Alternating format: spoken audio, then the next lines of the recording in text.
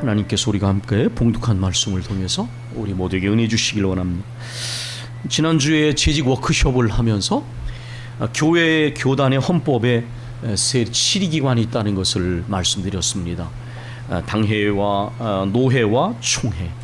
이 당회와 노회 총회는 교회의 지도자인 목사님들과 장로님들로 구성이 되어 있습니다. 물론 총회나 노회는 이제 총대가 따로 파송되기 때문에 모든 장로님들이 또 목사님들이 참여하는 것은 아니지만 그러나 그럼에도 불구하고 이 세 7기관에는 목회자와 장로님들이라고 하는 두 지도자가 여기에 구성원으로 참여하게 됩니다. 헌법에서 그 장로를 두 가지 장로로 구분한다는 걸 말씀드렸습니다. 왜냐하면 우리가 교회 생활을 해도 이 헌법과 성경을 모르면 임의적으로 경험을 가지고 하게 되면 때때로 이 바르지 못한 주장을 할 때가 있습니다. 그런데 그 헌법에 따르면 우리가 장로님이라고 부르는 분들은 치리하는 치리 장로님이고 이제 신학의 훈련을 받고 이렇게 일정한 기를 쳐서 가르치는 역할을 하면서 동시에 이제 치리하는 역할을 같이 감당하는 장로를 목사라고 부른다, 이렇게 말씀을 드렸어요. 우리가 그걸 잘 알아야 됩니다. 왜냐하면 제가 이렇게 보면 가끔 가다가 장로님들 중에 자기 역할을 잘 모르시는 분들이 계세요. 물론 장로님들도 가르칠 수 있고 또 교회가 위임된 역할을 할 수 있지만은 장로님들의 역할은 치리하는 역할이라는 걸 잘 모르면 내가 해야 될 역할의 분수를 넘어서는 일이 생겨나게 돼요. 그건 덕스럽지가 않은 거예요. 각자의 역할을 존중하면서 함께 나갈 때 교회가 평화스러워지는 것이죠. 이제 우리 목회자와 장로님들은 하나님의 말씀에 따라서 그 성경이 의미하는 것처럼 기준과 방향성을, 올바른 기준과 방향성을 제시해서 우리가 기도한 것처럼 참으로 교회가 그렇게 나가도록 해야 됩니다. 올바른 기준과 방향성을 제시하고 그 다음에 교회가 실제로 그 기준과 방향성을 따라서 가도록 해야 할 중요한 책임이 우리 지도자들에게 또 당회와 노회와 총회에 있는 것입니다. 제가 굳이 이 두 가지를 구분한 것은 이유가 있습니다. 저는 한국교회에서 강단에서 목사님들이 말씀을 전할 때에 그렇게 크게 어긋나는 경우는 많지 않다고 봅니다. 보통 일반적 교회에서는 복음을 전하고 하나님 말씀을 선포합니다. 물론 자세히 보면 거기에 혼합주의가 섞여 있는 경우가 드물지 않지만 어쨌든 기본적으로 정상적인 교회라면 하나님의 말씀을 전하고 선포하는 일을 합니다. 그리고 장로님들은 교회를 위한 기도, 원래 이게 장로님의 기도가 아니라 사실은 목회 기도입니다. 교회를 위한 기도, 그렇게 되는 것이 맞다. 목회자가 기도하던 장로님들이 기도하시건 권사님이 기도하건 그것은 특정한 사람들이 전유물이 아니라 교회를 위한 목회 기도예요. 우리가 그 대표 기도를 하실 때 그걸 아셔야 됩니다. 어쨌든 목회자가 이제 하나님의 말씀을 전하고 장로님들이 교회를 위해 기도하고 난 다음에 문제가 되는 것은 그 말씀을 선포한 대로 기도한 대로 가느냐가 더 중요합니다. 제가 느끼기에 한국교회에서 드물지 않게 일어나는 일은 말씀을 전하고 기도하는 것과는 다르게 교회가 운영되어지는데 문제가 될 때가 참 많습니다. 그래서 그런 점에 있어서 우리는 하나님의 말씀이 바로 선포되는 것을 아주 중요하게 생각하지만 그 다음에 중요한 것은 실제로 교회가 그렇게 운영되어지고 성도들이 하나님 말씀을 따라 살아가느냐가 더 중요한 것입니다. 그렇지 않으면 죽은 믿음이 되어질 것이고 공허한 주장이 될 것이고 공허한 메아리가 될 것입니다. 강단의 설교와 교회를 위한 기도가 실제 행동으로 교회를 운영하는 것으로 이어지지 않으면 현실 논리를 따라서 목표를 이루기 위해 사실 그 목표는 하나님 나라가 아니라 특정한 그룹이나 개인의 욕심과 탐욕일 때가 많은데 그러한 목표를 이루기 위해 수단과 방법을 가르지 않은 영적인 마키아벨리즘이 판치기 쉬운 것입니다. 저는 하나님이 이 영적인 마키아벨리즘을 혐오하신다고 분명히 확신합니다. 교회는 하나님의 거룩한 교회이기 때문에 그 모든 방법은 철저하게 하나님의 방법이 되어야 합니다. 쉬운 방법을 선택해서 하려고 한다면 얼마든지 길이 있을 것입니다. 그러나 길이 아니면 가지 말아야 하는 것처럼 교회는 아무리 그 목표가 중요해도 하나님의 방법이 아닌 것은 사용해서는 안 됩니다. 이 점에 있어서 한국교회는 많이 걸려 넘어지는 것입니다. 복음을 전하고 하나님 말씀을 은혜스럽게 전하고 아무리 은혜스러운 기도를 한다 할지라도 개인적인 삶이나 교회가 나가는 부분에 있어서 수단과 방법을 가리지 않고 나간다면 우리는 세상 사람들하고 구별이 되지 않을 것이며 그것은 교회를 변질시키고 타락시키는 것이며 하나님의 영광을 가리우는 범죄 행위입니다. 제가 지난 주간에 우리 교단에서 일어난 세습 금지법에 관한 말씀을 드렸습니다. 저는 사실 이 문제가 법으로 정해지는 것에 대해서 찬송도 반대도 아닌 입장이었습니다. 왜냐하면 저는 상당히 신중히 해야 된다고 생각했습니다. 여러분께서 법이라고 하는 것을 제대로 이해하시면 법은 최소한의 강제적 규범입니다. 인간의 삶이 약육강식이 되지 않도록 최소한의 강제적 규범을 만들어서 사람들이 더불어 살아가도록 만드는 것이 법이에요. 법은 최대한이 아니라 그런 의미에서 최소한의 규범입니다. 그런데 종종 사람들은 모든 것을 법으로 해결할 수 있는 것처럼 생각하는 법만능주의에 그러한 오해를 하고 있습니다. 교회는 은혜의 공동체입니다. 말씀과 성령의 거룩한 질서가 중심이 되지 않으면 그 어떤 법적인 조항을 만들어내도 빠져나갈 사람은 다 빠져나갑니다.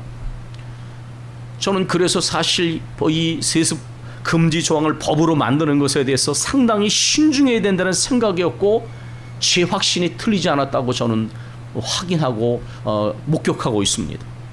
왜냐하면 영리한 사람들은 아무리 금지 조항을 법으로 만들어도 다 빠져나갔기 때문입니다. 특별히 대형 교회에서 그 법적인 조항의 빈틈을 타서 실제로 세습을 다 완성했습니다. 지키지 못할 법을 세워놓으니까 그것은 오히려 우리에게 올무가 됐습니다. 왜 하나님을 믿는다고 말하는 거룩한 교회부터 법을 지키지 않느냐. 안팎에서 수많은 비난을 받을 때에, 아니 비판을 받는 것이죠. 비판을 받을 때에 교회는 할 말이 없었습니다. 제가 아는 어떤 교단은 다른 교단에서 세습이 금지되는 것을 보면서 그 금지가 이루어지기 전에 세습을 이루기 위해서 심지어 외국에 나가 유학하는 아들들을 불러서 세습하는 것을 봤습니다. 본인 자신은 다른 사람의 세습에 대해서 엄청 비판을 했으면서 정작 자기 자신은 자기가 개척하고 건축한 그 교회를 남에게 주기 어려워 아들에게 세습시키는 걸 보면서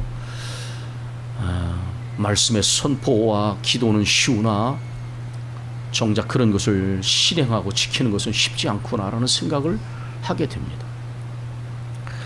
이번 제108회 총회가 명성교에서 열립니다.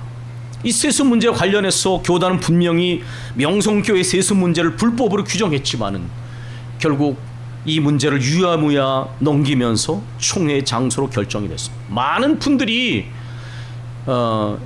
그러한 결정에 대해서 문제를 제기했지만 그럼에도 불구하고 총회 장소가 명성교회에서 결정된 것은 저는 총회 임원들과 책임을 맡은 분들이 신중하지 못했다고 분명히 생각합니다.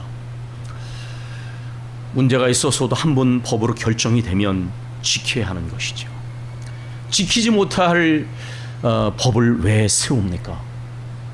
교회 안팎에서 독스럽지 못한, 신중하지 못한 모습을 보면서 답답한 마음을 갖게 됩니다. 제가 총회에서 안내책자를 받았는데 그 뒷표지에 총회를 위한 기도가 이렇게 돼 있었습니다. 이런 총회가 되게 하여 주소서. 말씀이 있으면서 행동이 있는 총회. 아멘입니다. 사랑이 있으면서 순교가 있는 총회. 모임이 있으면서 역사가 있는 총회. 기도가 있으면서 능력 있는 총회. 감사가 있으면서 찬송이 있는 총회.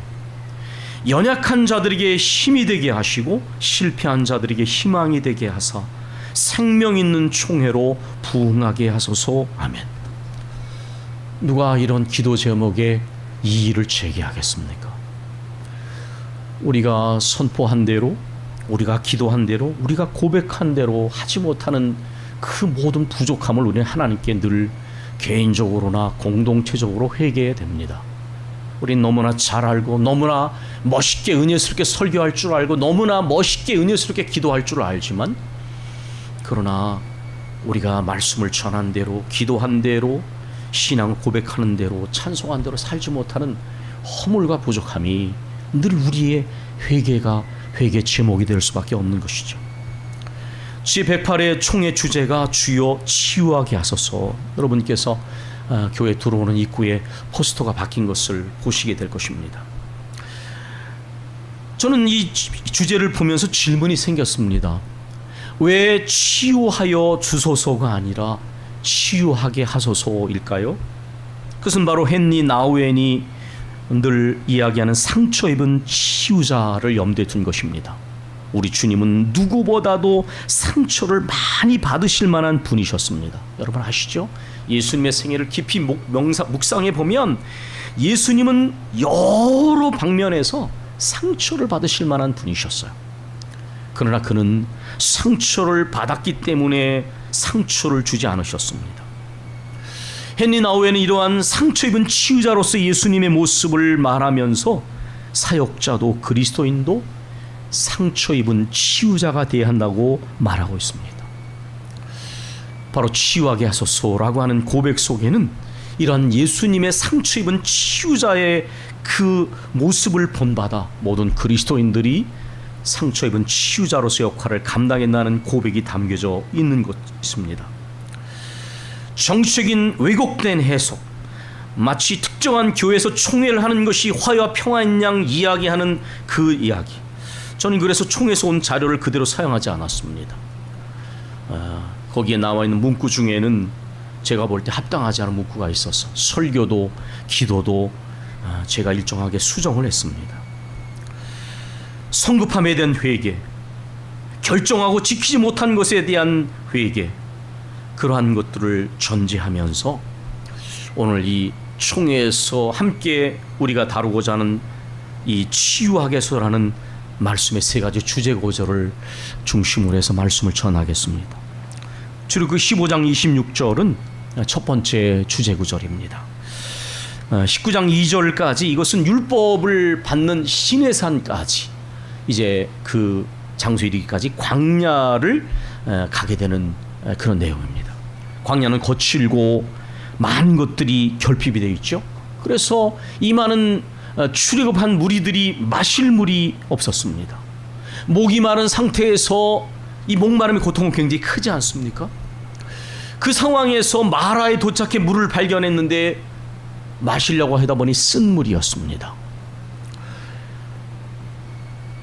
이제 백성들이 이 물이 쓴 물인 걸 알고 원망을 합니다. 이 원망을 하다는 단어는 온 밤을 경야하다, 불평하다, 수군거리다는 말인데, 이 말의 의미는 뭐냐면 온 백성들이 밤새도록 불평을 했다, 그런 얘기입니다. 왜 하나님 마실 물을 주지 않고 발견한 물이 썩빠진 물입니까? 이렇게 원망했다는 얘기입니다. 그런데 모세는 달랐습니다. 이것이 바로 문제를 경험했을 때 어떻게 반응하냐의 두 가지 다른 모습을 보여주는데, 대부분의 백성들은 밤새도록 불평했지만 모세는 부르짖었다, 그렇게 되어 있습니다. 부르짖었다. 모세가 부르짖을 때 하나님께서 한 나무를 가르치셨습니다. 그리고 그것을 물에 던졌더니 그 물이 달아졌습니다. 저는 신앙생활은 감정이 아니라고 생각합니다. 예수 믿는 것은 받은 증거 많도다.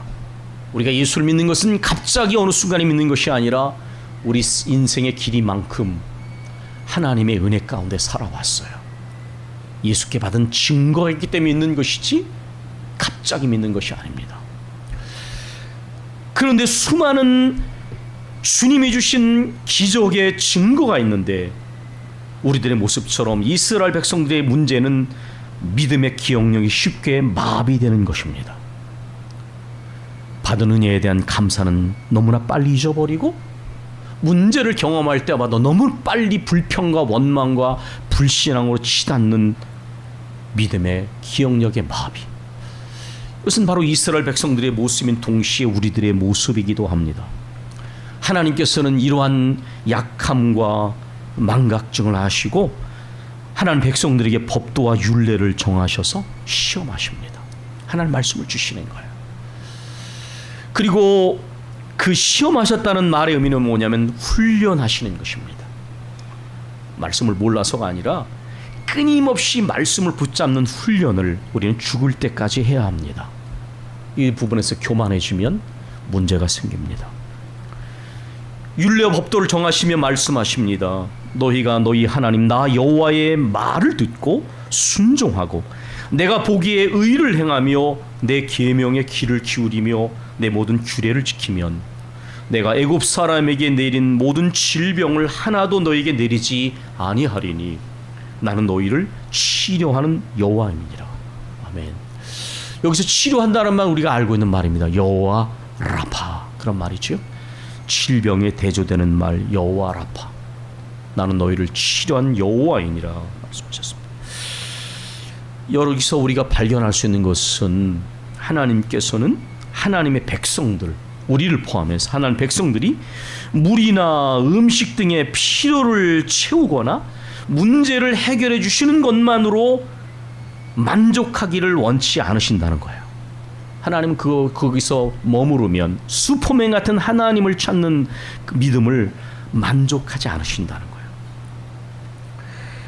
하나님께서는 하나님의 백성이 하나님의 뜻에 순종하고 경건하고 거룩하게 살아가면서 필요를 채워주시고 문제를 해결해 주시는 하나님을 찾는 수준을 넘어서서 하나님이 기뻐하시는 것이 무엇인지, 어떻게 하나님의 말씀대로 살아갈 수 있는지에 대한 진지한 관심을 가지고 하나님과의 깊고도 친밀한 관계를 지속적으로 유지하는 것을 원하시고, 또 모든 하나님의 백성들이 그러한 믿음으로 올라가기를 원하신다는 것을 지금 여기에서 말씀하고 계신 것입니다. 저는 종종 하나님의 말씀을 우리가 이해할 수 있는 언어로 표현합니다. 여러분이 만약에 누군가와 가까우시고 싶으신데 그 사람과 깊은 교제를 나누길 원하는데 그 사람은 언제나 아쉬울 때만 나를 찾는다면 여러분은 상처받으실 거예요. 내가 주고받는 걸 넘어서서 나는 그 사람과의 관계를 원하는 거예요. 하나님은 더더욱 그러신 것이죠.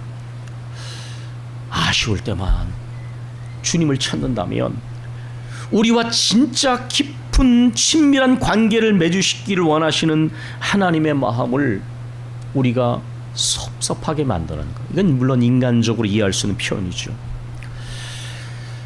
하나님께서 우리가 그런 깊은 교제 자체를, 하나님과의 관계를 중심에 놓을 때 하나님은 내가 너희를 치료하는 여호와가 된다 이렇게 말씀하셨어. 26절 아까 출애굽기 그 15장 26절 다음에 27절을 보면 그 마른 광야 다음에 하나님이 사막의 오아시스를 만나게 하셔서 저는 그게 참 은혜가 되더라고요. 이렇게 목마름의 어려움을 경험한 다음에 하나님께서 사막의 오아시스를 만나게 하셔서 풍성과 쉼으로 인도하셨어요. 철로역정에도 그런 것처럼 하나님은 그렇게 가끔 우리에게 위로를 주세요. 때때로는 우리 삶에 어려움이 생기지만 사막의 오아시스처럼 우리에게 쉼을, 은혜를 주셔서 우리를 그렇게 위로해 주세요. 그러나 우리가 그렇게만 있으면 우리는 안주하게 됩니다. 그래서 또 하나님께서는 우리의 영원한 본향을 향하여 가는 믿음의 길을 멈추지 않도록 또 우리를 훈련하시는 거예요. 때때로 어려움도 허락하셔서 온전히 주님만을 전적으로 신뢰하고 의지하고 순종하고 주님과의 관계 중심의 신앙으로 나가도록 우리를 훈련하시는 것입니다. 나 여호와 그는 치료자다. 이게 바로 의미를 따르는 해석입니다. 당신 백성의 모든 고초와 아픔과 질병을 능히 치료하실 수 있는 신실하신 능력의 하나님이시니 여기서 치료하신다는 뜻은 온전하게 꿰매어서 고치다, 그런 말입니다. 우리 주님은 우리 육체적 질병뿐만 아니라 모든 영적 질병, 죄와 허물까지도 고치시는 치료자이십니다. 여러분, 저도 사실 제가 요즘에 굉장히 고단한 몸속에서 많은 문제들이 있습니다. 아무래도 제가 이것을 하나님께 내려놓고 가지만은 많은 일을 감당하다 보니까 또 나이도 있고 여기저기 자꾸만 몸에 문제가 있어요. 근데 사실 저는 아플 여유가 없습니다. 그래서 때로는 무리가 될 정도로 운동도 하고 또 하나님께 기도하면서 싸웁니다. 병에게 눌리면 그 병이 저를 짓누르게 되기 때문에 하나님께서 우리의 육체의 질병도, 모든 마음의 상처도, 모든 영적인 질병인 죄와 허물도 고치시는 분이심을 저는 믿기 때문입니다. 그것을 바로 이사야 53장 4절 5절은 그대로 우리 주님에게서, 우리 예수님에게서 실현됐다는 것을 말씀하고 있는 것이 바로 이 구절입니다. 두 번째 주제 구절, 이사야 53장 1절로 3절은 인간의 눈으로 볼 때에, 이게 무슨 말입니까? 인간은 항상 외모를 중요하게 생각합니다. 놀랍게도 우리가 아는 예수님이라고 말하는 사진과는 다르게 예수님은 외적으로 너무나 연약해 보이고 초라하고 보잘것없어서 매력이 전혀 없고 사람들에게 멸시와 천대를 받았다, 이렇게 묘사하고 있어요. 교회 안에서도 얼마나 사람을 외모로 판단하는 것이 많은지요. 가진 것, 외모, 그러나 그건 인간의 시각이지 주님의 눈이 아닙니다. 주님은 오히려 약할수록 불쌍히 여기셨잖아요. 근데 교회는 교양 있고 세련되고 많이 배우고 많이 가지고 잘생긴 사람을 더 따집니다. 우리 주님은 그런 부분에서는 매력이 전혀 없는 분이요 멸시천대를 받으셨습니다. 그러나 4절 5절은 그 고난의 의미를 설명하고 있습니다. 그는 실로 우리의 질고 우리의 질병을 지고 우리의 슬픔을 당하였거늘 마음의 상처, 아픔입니다. 우리는 생각하기를 그는 징벌을 받아 하나님에게 맞으며 고난을 당한다 하였노라. 그러나 그가 찔림은 우리의 허물 때문이요 그가 상함은 우리의 죄악 때문이라. 그가 징계를 받음으로 우리는 평화를 누리고 그가 채찍에 맞음으로 우리는 나음을 입었도다. 여러분, 육체에 어떤 질병이 있습니까? 여러분이 정말 간절함으로 주님이 치료할 것을 믿으면 거기에는 믿음의 결말이 있습니다. 저도 그런 치유를 여러 번 경험했습니다. 또 제 몸에 여러 가지 문제를 위해서 간절하게 기도하고 있습니다. 주님은 마음의 상처를 치유하시는 분이시며 또 영적인 무지함에서 비롯된 오해, 죄가 많아서 이러한 삐뚤어진 마음의 판단을 고치시는 분이십니다. 여기에 찔림은 갈기갈기 찢겨지는 것을 의미합니다. 가시투구를 쑤시고 창에 찔리시고 그리고 40대를 맞으면 죽는다고 말한 그 나비나 또는 생선 뼈로 만들어진 갈고리 담겨있는 채찍을 맞으셨습니다. 여기에 허물이라고 하는 건 파쏴라는 단어에서 온 것인데 하나님께 반항하고 근본적으로 하나님께 반항하는 인간의 완고한 죄된 본성을 말하는 단어입니다. 그 허물 때문에 주님이 찔리셨다는 것입니다. 그 상함은 우리의 죄악 때문이라. 상처를 받으면, 저는 그 학교에서도 이 부분을 많이 학생들과 나눕니다. 공격성이 생겨납니다. 사람들의 공격성은 사실은 깊은 상처에서 나오는 거예요. 과도한 예민함, 분노, 사람을 믿지 못하는 불신, 두 번 당하지 않으려는 야가짐, 영리함, 그건 다 상처에서 오는 거예요. 근데 인정하지 않는 거예요. 내 안에 그런 공격성이 여기저기 옮겨가거들랑, 불필요한 예민함이 표출되거들랑, 사람을 쉽지 못하는 의심과 불신이 내 마음속에 스물스물 솟아걸랑, 사람을 진정 가지고 대하기보다 영리해지고 약아지거들랑 내 안에 어떤 상처가 있는지를 살펴야 됩니다. 그건 굉장히 위험한 거예요. 그것이 가까운 사람에게 표출될 수도 있고 자주 만나는 사람 표출될 수도 있고 그 대상은 옮겨지지만, 그러나 내 안에 그런 모습이 생겨나면 주님께 고백해야 됩니다. 주님이 나를 치유하시도록. 그러지 않으면 그것은 내게 걸림돌일 뿐만 아니라 다른 사람에게 또 상처를 주게 됩니다. 헨리 나우엔이 말한 상처 입은 치유자는 바로 예수님의 모습을 말씀하는 것입니다. 칸트의 규범 윤리와 대조적으로 쇼펜하우어는 동정심이라는 체험적 윤리를 말하는데 함께 느끼는 컴패션을 말하는 거예요. 다른 사람 속으로 들어가 함께 느끼는 것입니다. 근데 우리 예수님은 이 동정심을 넘어서서 히브리서 4장 14절 16절에 우리에게 있는 대제사장은 인간의 연약함을 채울하지 않는 분이 아니라 우리와 같이 고난을 받으신 분이 돼 죄는 없으신 분이요 그러므로 우리가 그분 앞에 언제나 우리 허물과 부족함에도 불구하고 은혜의 보좌 앞에 담대히 나갈 수 있게 하시는 대제사장이시다, 그렇게 말씀하셨어요. 여러분, 주님의 생활을 깊이 주목해 보십시오. 저도 때때로 마음에 어떤 상처가 생기거나 지칠 때 주님의 모습을 깊이 들여다보면 주님이 나보다 훨씬 더 상처받으시고 훨씬 더 무거운 짐을 지셨지만 그분은 상처분 치유자셨다는 걸 알게 될 때에 내려놓게 되고 또 치유되게 되고 위로받게 됩니다. 우리 예수님은 신약성경 말한 것처럼 육체의 질병을 고치셨어요. 귀신을 쫓아내셨습니다. 마음과 관계의 모든 어그러짐과 상처를 제자리로 돌려놓으셨습니다. 무엇보다 인간의 근본적인 문제인 인간의 죄와 허물을 짊어지심으로 우리를 구원해 주셨습니다.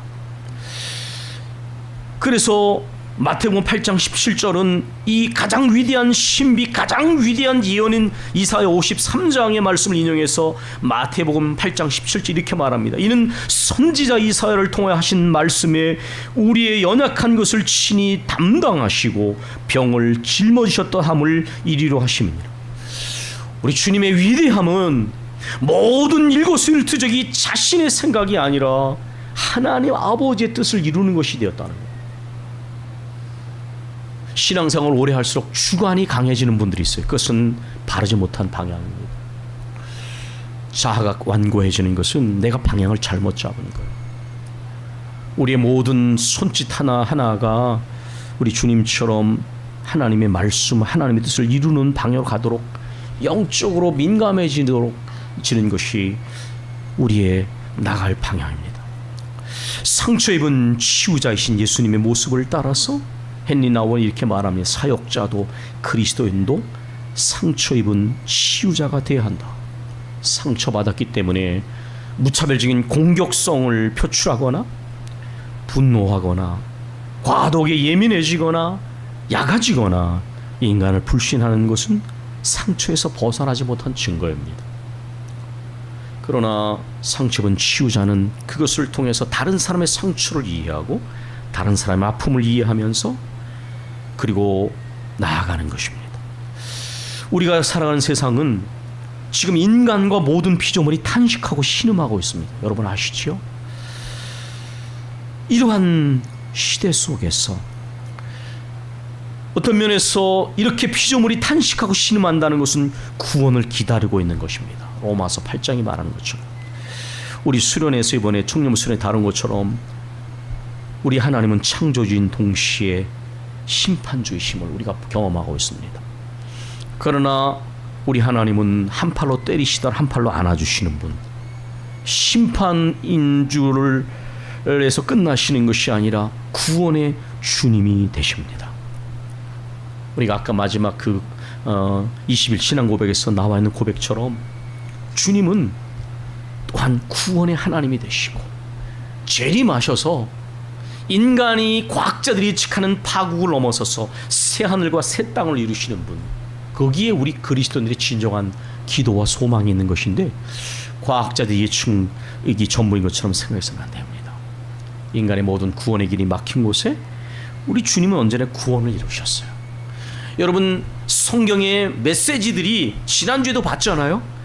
모든 평화가 깨어지고 모든 절망이 지배를 하는 속에서 평화와 소망과 이런 것을 선포하셨어요. 말씀은 항상 그렇게 선포되어 있어요. 이미 주어진 이루어진 상황에 선포되는 말씀은 별로 매력이 없지요. 근데 모든 평화가 깨어지고 모든 절망이 사라지고 미래가 깜깜할 때에 내가 너희를 향한 나의 생각을 안 하니 재앙이 아니라 평안이요 미래와 희망을 주는 것이니라. 이 말씀이 언제 선포된지를 아시면 이 모든 인간과 피조물이 탄식하고 신음하는 시대의 구원을 기다리는 시대에 창조주 하나님, 심판주 하나님께서 여전히 우리 구원의 하나님, 구원의 주님이 되신다는 것을 우리는 확신하고 선포하고 그러한 구원이 이루어지도록 우리는 간구하고 이러한 치유를 실현해나가는 모습으로 서야 합니다. 세 번째 주제의 말씀, 데르크 5장 23절의 말씀을 읽습니다. 평강의 하나님이 친히 너희를 온전히 거룩하게 하시고 또 너희의 온 영과 혼과 몸이 우리 주 예수 그리스도와 강림하실 때에 흠없게 보존되기를 원하노라. 우리는 기도해야 될 것입니다. 우리 주님 안에서 주님이 다시 오실 때까지 우리가 온전히 거룩한 모습으로 거룩해져 가기를 기도하고 우리 안에 남아있는 상처를 치유해 주셔서 불필요한 공격성과 분노와 예민함과 또한 불신과 영리해짐을 벗어나서 치유하는 자리로 나아가게 하소서. 우리가 함께 기도하기를 원합니다. 우리 함께 기도합니다.